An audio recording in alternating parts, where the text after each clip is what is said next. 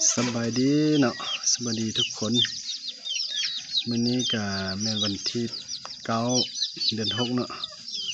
2024มื้อนี้เป็นวันเสาร์วันอาทิตย์เด้อวันนี้เด้อ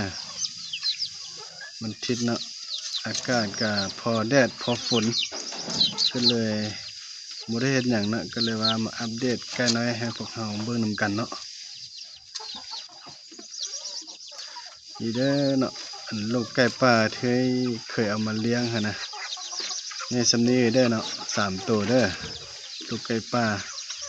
ที่เอามาเลี้ยงแต่วันที่23เดือน 3แล้วเดือน 4นี่แหละใกล้สิฮอด3 เดือนละใกล้สิฮอด3 เดือนแล้วเด้อฮอดวันที่23นี่ก็ฮอด3 เดือนแล้วเด้อวันที่23เดือน 6นี่นะพอดี3 เดือนใกล้2 เดือนไปเนาะใหญ่ซะมีเด้อใกล้เด้อตัวมันจะได้อยู่ตัวผู้1เนาะกับตัวแม่2ตัวผู้1เป็นตัวผู้ใหญ่เด้อแล้วก็ตัวแม่ใหญ่เนาะกับตัวแม่น้อยกว่าหมู่นี้ส่วนตัวผู้2 ตัวน้อยหั่นแล้วแม่นั่นใกล้ของลูกแม่ F1 หูเขาเต็มใบเนาะ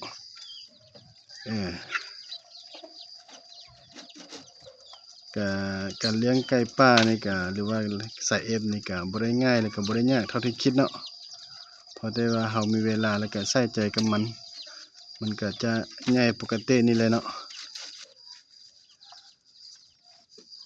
นี่ไก่ป่าล้วนๆนี่ไปจับมาอยู่ป่าพุ่นผู้เล่นเอามาเนาะผู้ใดที่เคยติดตามนี่อาจจะเห็นคลิปหรือว่าเข้าไปกลับไปเบิ่งคลิปย้อนหลังก็ได้เนาะตัวน้อยหั่นนะตอนเอามาน้อยๆเนาะเทื่อละคลิปพุ่นแหละจนใหญ่ปานนี้เลยเนาะติดตามต่อไปว่าเฮาสิได้พ่อพันธุ์แม่พันธุ์บ่เนาะหรือว่ามันสิตายป่ากันเนาะคิดว่าใหญ่ส่ำนี้น่าจะบ่ตายแล้วคิดว่าเดี๋ยวนั้นแต่ว่าต้องได้ติดตามต่อไปกันว่าสิได้พ่อพันธุ์แม่พันธุ์บ่ไก่นี่ซักวัคซีนไปเลยเด้อไก่เนาะทุกตัวเนาะซักวัคซีนไปแล้วเนาะกันพยาธิเพราะว่าเสียดายแฮงเด้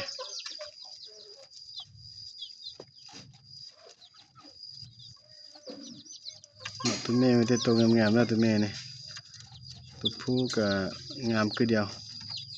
แต่ว่าต้องท้ายมันใหญ่มาก่อนแล้วจึงสิฮู้ว่ามันสิงามส่ำใดเนาะมันสิซ้ำเหมือนไก่ต่อบ่หรือว่ามันต้องได้งามกว่าไก่ต่อมันจึงสิเป็นไก่ป่าเนาะนี่ได้ตัวผู้ตัวน้อยได้แม่นตัวทางหน้านี้ตัวผู้ตัวแม่ตัวผู้ตัวแม่นะตัวแม่ตัวน้อยได้เป็นตัวทางหน้านี้เนาะแล้วก็อีกแม่ตัวนึงเพราะว่าอยู่ในนี่มีแต่แม่2 ตัวนี่2 ตัวนี้ได้แม่เด้อแม่2 ตัวนี่สิไว้ผสมกับเหมือนไก่ต่อบ้านนะว่าจังได๋ความคิดนะแต่ตัวผู้ไก่ป่านี่สิผสมกับไก่แม่ต่อนี่เพื่อบ่อยากให้มันแฮหลายหันนะแต่ว่าไก่นี่เฮาเบิ่งนี่คือสิบ่แฮหลายได้เบิ่งนี่นะเพราะว่าเฮาได้อยู่กับมันทุกมื้อเด้เอาอาหารมาเกลือทุกมื้อเนาะ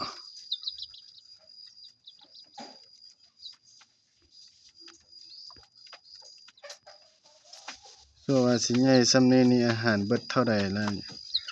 ก็สิหลายแล้วอาหารนั่นน่ะเพราะว่าเกลืออาหารแต่น้อยแล้วจนใหญ่เด้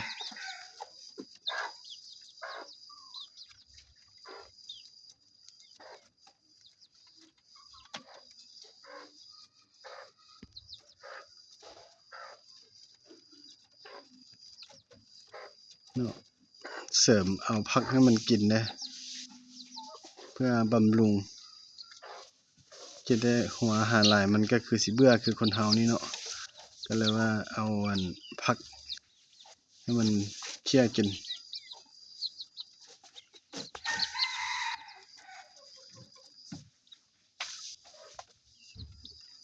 เดี๋ยวนี้ก็ประมาณ12 โมงแล้วเนาะแดดว่าเดี๋ยวนี้ก็ได้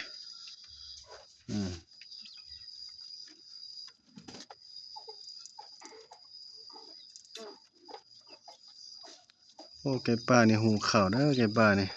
3 ตัวนี่หูขาวเบิด3 ตัวนี่ แต่ว่าไก่ผู้สองตัวน้อยนี่ก็แม่ก็หูข้าวเต็มใบกันบ่ฮู้ว่าออกมาสิหูข้าวคือแม่บ่หรือว่ามันสิคือผู้เนาะเพราะว่าผู้บ่ได้หูข้าวเลยตัวผู้นะ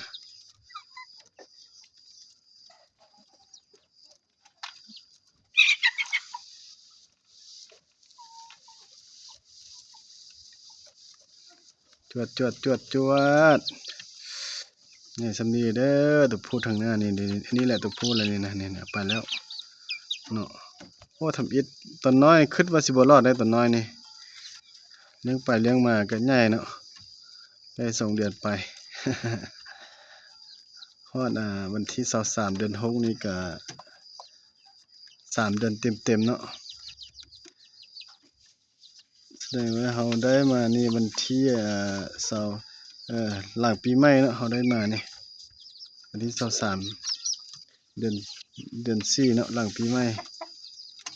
แม่นบ่แม่นเนาะเราได้มาอยู่วันที่23เดือน3วันที่23เดือน4ก็เดือนหนึ่ง23เดือน5ก็2 เดือนเนาะ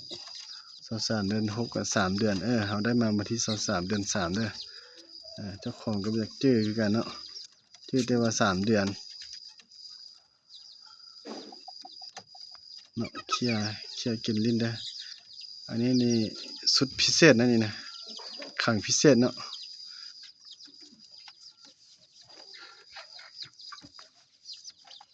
ตัวนี้มีแต่ยอดกระบี่ล้วนๆล่ะนี่เด้อนี่แหละไก่ป่านะตัวนี้แหละตัวนี้แหละตัวใหญ่นี่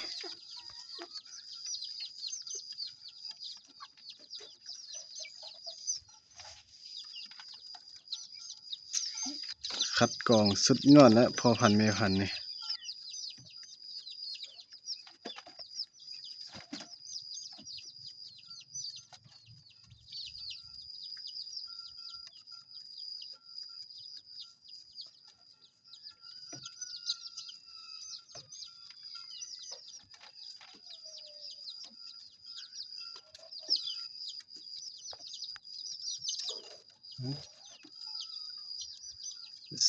ซ้ำนี้กันเด้อเนาะไทยไก่ป่านี่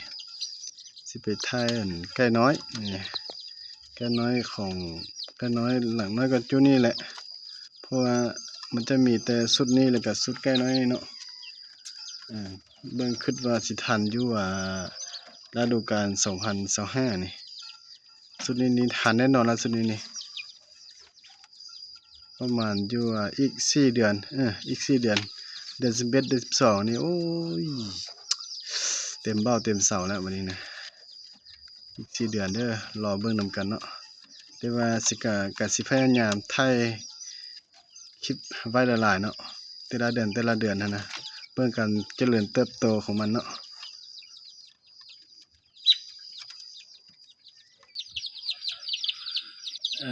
ซุ่มนี้เลยแม่นไก่น้อยซุ่มนี้นะไก่ต่อเนาะซุ่มนี้นี่4 สุดพุ่นเด้อซุ่มนี้นะ บ่ง่ายได้4 สุดได้นี่นะ4 สุดได้อยู่10 โต4 แม่เนาะก็คือเขาเบิ่งแหละมันจะมีตัวใหญ่ตัวน้อยสิเด้มีตัวใหญ่ตัวน้อยไก่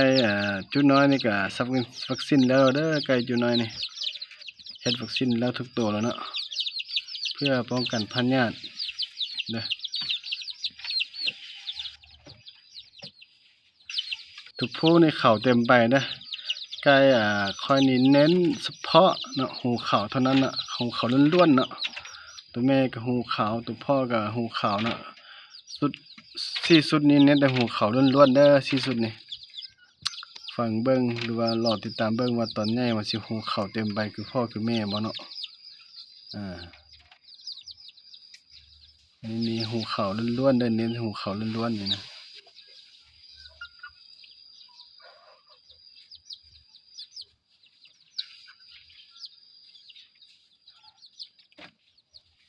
สุดใหญ่นี่ก็สิแม่นผู้เสาละสุดใหญ่นี่แต่ว่าสุดน้อยนี่ยังบ่ฮู้คือกันว่าสิได้จักโตเนาะ